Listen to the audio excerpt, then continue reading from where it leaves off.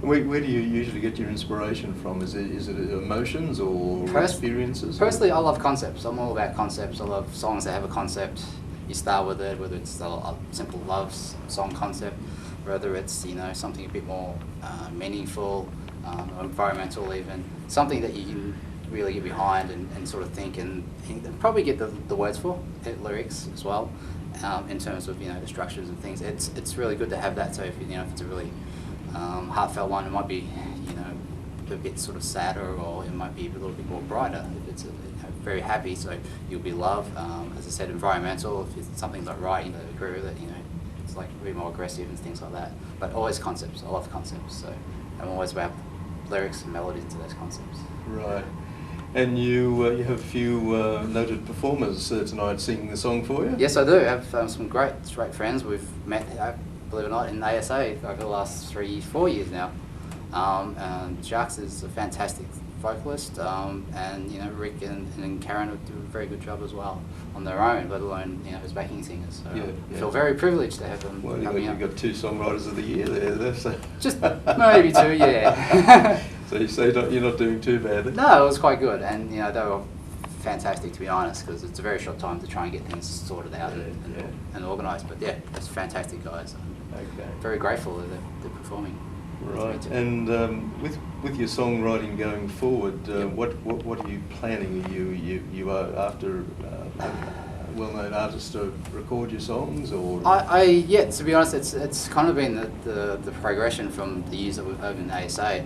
You try and build up a catalogue. I think you've got to try and source people and try and get that I guess the backing behind you, or the resume, if you like, that has some credence, I guess, because you go through, if you go, you've won this, or there's these sort of things that have been mentioned, and you've got a bit more chance of people taking note of what you've done. So that's true. So it's very good to be back here again another year. So it's another line I get to write in the resume, if you like. That's right. Yeah, another trophy for your cabinet. Yeah. So it's fantastic. But I'd like to do that. We've to be honest, it's all right with my dad a lot, John Greenwood. Yeah. Because we co-write with the else. We have had talks with other younger artists, and we're helping them doing some of their work as well. Oh, that's good. So it's been good. It's sort of a bit of a role. It's not massive. We haven't got everybody calling over every day, but it's good to have the occasional email and say, "Can you help with this song?" or "Can you do this song?" Yeah. It's really great. Good. All right. Well, thanks, Jason. Lovely to have a chat with you, and look forward to listening to the song tonight on stage. No worries. Congratulations. Thank you very much. Thank you. Jason Greenwood. Anirban Banerjee is the 2015 winner of the Contemporary Pop Dance category. Welcome. Thank you, Alan. Thank you very much. It's nice to be here. Your song is called Undecided. What's so undecided about the song? That's a great question. Actually, this is quite an honest song of mine. It's quite a personal song, and it was written during quite a challenging time for me personally. I have taken some decision in complicated circumstances, and still regret it to this day. And so that song is about just before I took the decision, because I was undecided. And so it's quite a personal song of mine. Okay. And listening to the judging in the contest, you had quite a few very good songs. Yeah, I must say. Thank you about that. In the contest, obviously, Undecided's come out on top. Can you tell us a bit about the other songs that you entered into the contest? I think I had in total around 11 nominations in the categories, and I think the song I also like, apart from Undecided, is Rolling Over. Mm-hmm. So that's a sort of a mid-tempo pop sort of a song. And there was one which is a bit a higher tempo, known as Never Gonna. So yeah, I'm a non-performing songwriter, and I cater to a couple of genres, pop, R&B, and dance. And I feature, exceptionally talented artists on my song. So yeah, I have a variety of songs, with gifts of different vibrations for different songs, and I really enjoyed, writing for different artists and catering to different genres. Yeah. So what's your favourite genre to write into? Well, I think the primary genre is definitely pop dance. Yeah. But yeah, I'm into R&B as well, yeah. and a pure dance genre as well. Okay. And what are you hoping to achieve with your songwriting? Obviously, you're putting down some very impressive songs. Are you after radio play, or you're after a well-known artist to record your songs? What's your aims in songwriting? Yeah, in fact, I've been getting some airplay since 2013 when I released my first song, AEIOU, featuring a very talented Melbourne singer, Celestine Newman, also known as Blue.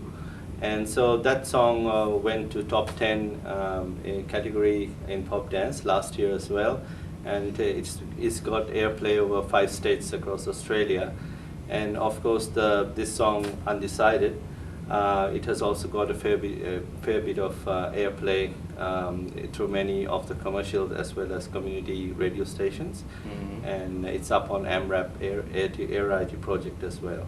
So yeah, in the long scheme of things, I would definitely like to have more songs getting aired, and definitely if I can, get a publishing deal, or contact the record labels or any of the recording artists, likes my song, I'll be more than happy to collaborate with them. Yeah. And what's your regime for writing songs? Do you set aside an hour a day, or do you just work off inspiration?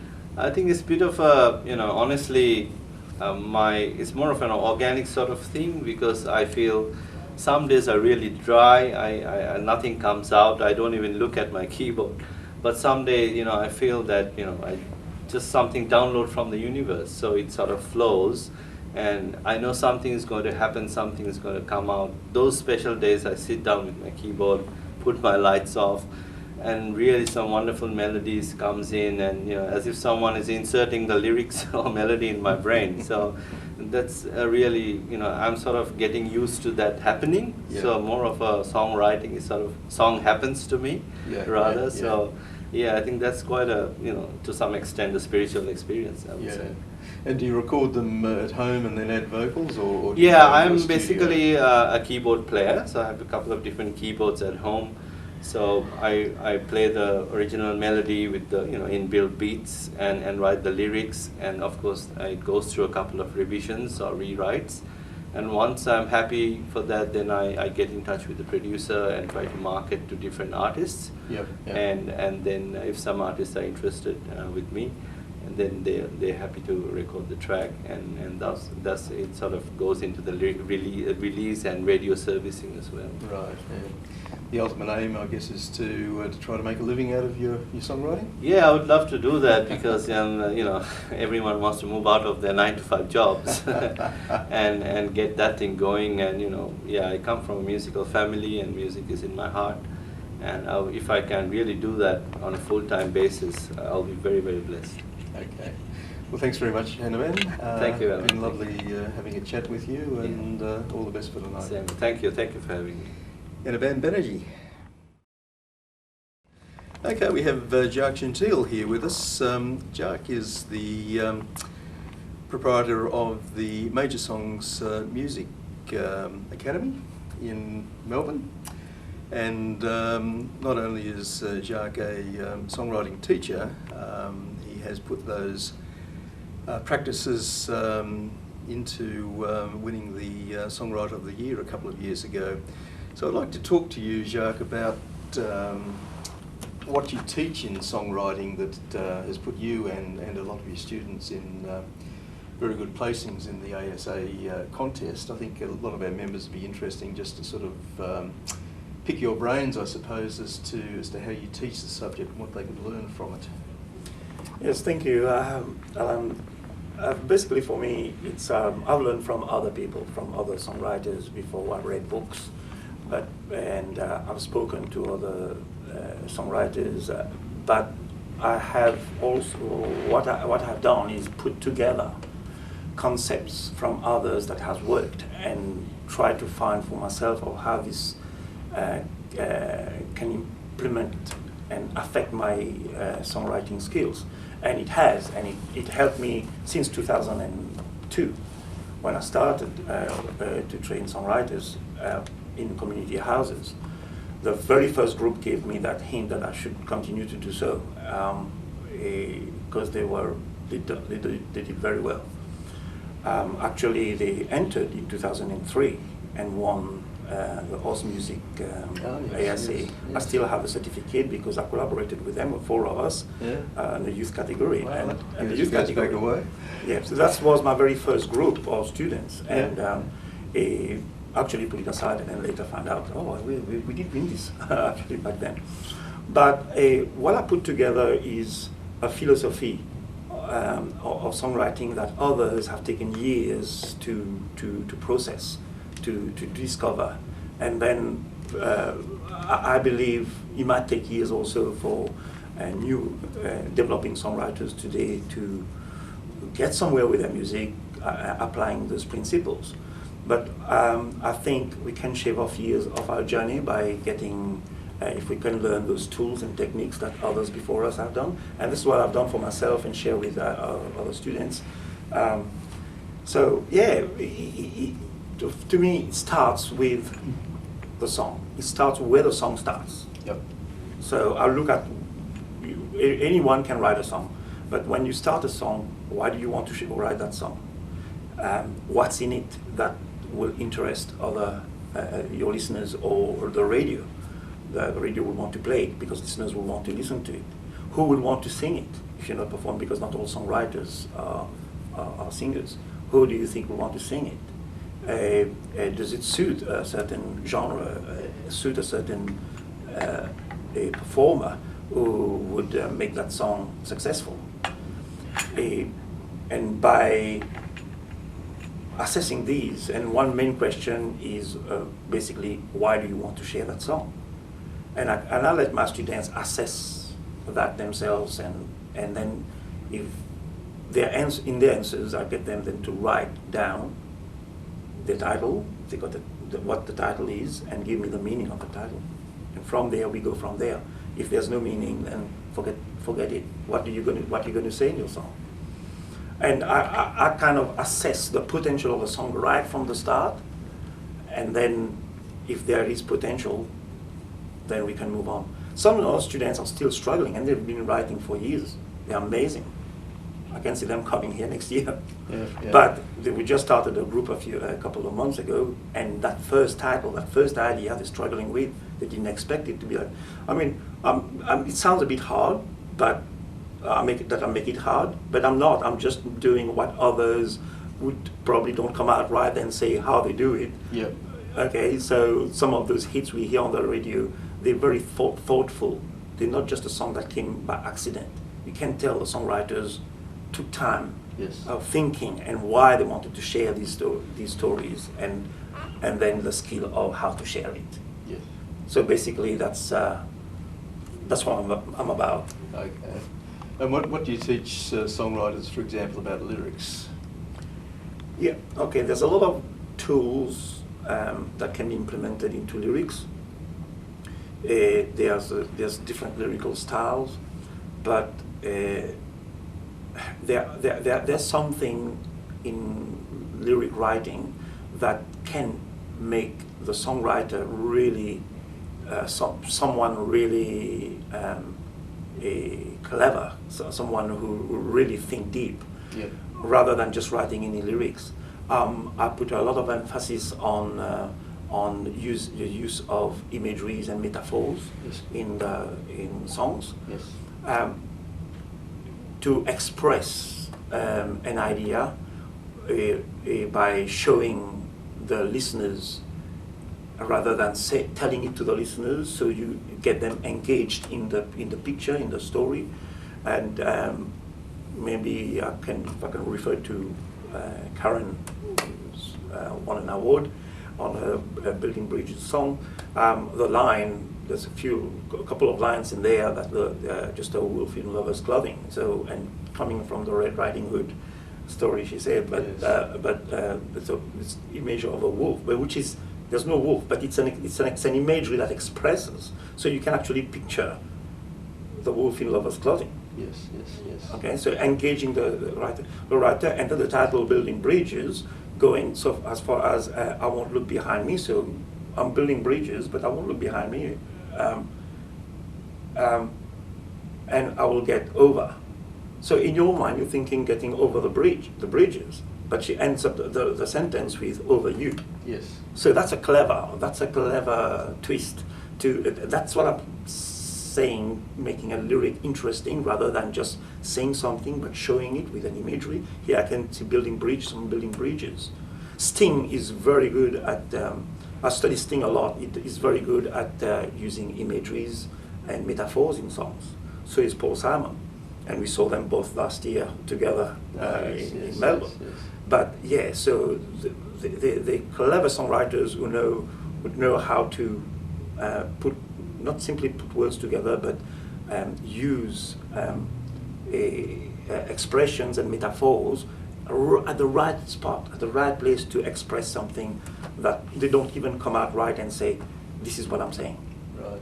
And what do you teach your students about writing melody? On the melodic side, for me, for myself, I find it very easy, but I don't know for others. So it's a bit of a struggle sometimes to get the students to do it, but they do. Those who actually are successful are the ones who actually will do it. It's very difficult for some people who are used to do something a certain way to do it different. Like it's like a Coke bottle. If you want to fill it with water, it's full of Coke, you can't fill it with water. You'll have to empty the bottle, then fill it with water. So I find the same with songwriting. So it's very hard to empty what they used to before. But so it takes time. So with melodies, I actually applied a technique where it's got to be catchy. And to be catchy, I found that writing the ideas a cappella without using an instrument to get that main chorus idea that I can sing along without any instrument. Like I'm in a shower, there's no piano, there's no guitar, I'm driving my car, and this idea comes through and I grab my iPhone and I sing it and record the idea. So because it worked. So later when I come back and listen to the idea, there was no instrument there, but if I can still hear the chords, I can still have that melody and it's working.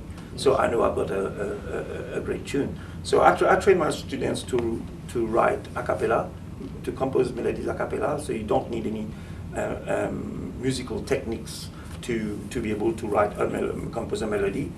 If they are musically trained, it's even a bonus, but for the lay songwriter, you can just compose a melody, but as long as it's catchy and using notes, for example, which are I found that the shorter the notes, the catchier in a line in a song, and I found that the closer the notes are together on the scale, makes it even catchier. Is it's easier than to remember. All right, so I mean it's just a thought, but there are many songs so I like "Shut Up in Your Face." It's so simple. The simplicity of it. Got the song out there. Got the right time at the right place. But yeah, that's right. That's the only explanation I can think of. But if any aspiring songwriters are interested in your courses, how can they get in touch with you, Jacques? They can go to my website where they get all the information at www.magesongs.com. Yes. magesongs.com, or just send me an email at admin@magesongs.com, and I will get their email, and then I normally will ask them what they've done before, but I've had people who have never written anything, from people who have written poetry. Yeah. I like people who write poems, and get them to develop more of their skills into turning, not turning their poems into songs, but I know they can write. Yes. I know they can write, because there's a difference between lyrics and poetry. Yes, there certainly is. Well, thanks very much, Jacques. We'll have to end it there. That was Jacques Gentil from Major Songs. It's my pleasure, thank you. Kayla Borg is the 2015 winner of the youth category with her song called Why. Welcome, Kayla. Hi. Why? Tell us a bit about the song. Okay, so at that moment in time, so I write my songs all on life experiences or what's happening to my friends or my family and all that sort of stuff. So at that moment in time, my best friend was going through her parents actually breaking up and divorcing and all that sort of stuff. And the mum did wrong on the dad. So it's sort of just saying like he just kept persisting to love her, and after all she's done, and it's just like why do you love her? But yeah, so that's where I sort of got it, and I sort of jumped into my friend's shoes and wrote a song on that, which was really great, and I just love it. So Right. Yeah. And is that the sort of inspiration that you use for your songs? Is it emotional sort of things, or is it storytelling? How do you write your songs? So like I said, it's more life experiences, seeing something in front of your face and just putting it on paper, sort of just, it's more emotionally connecting for me. Right. I love writing lyrics and making a story out of a song and letting everyone else connect to it, which is, Right. So what comes first, lyrics or melody? Okay, so what I usually do is I can't really play fancy piano, but I know a few chords, so I jot down some chords and then do some lyrics to it and the melody to it and just let it flow along.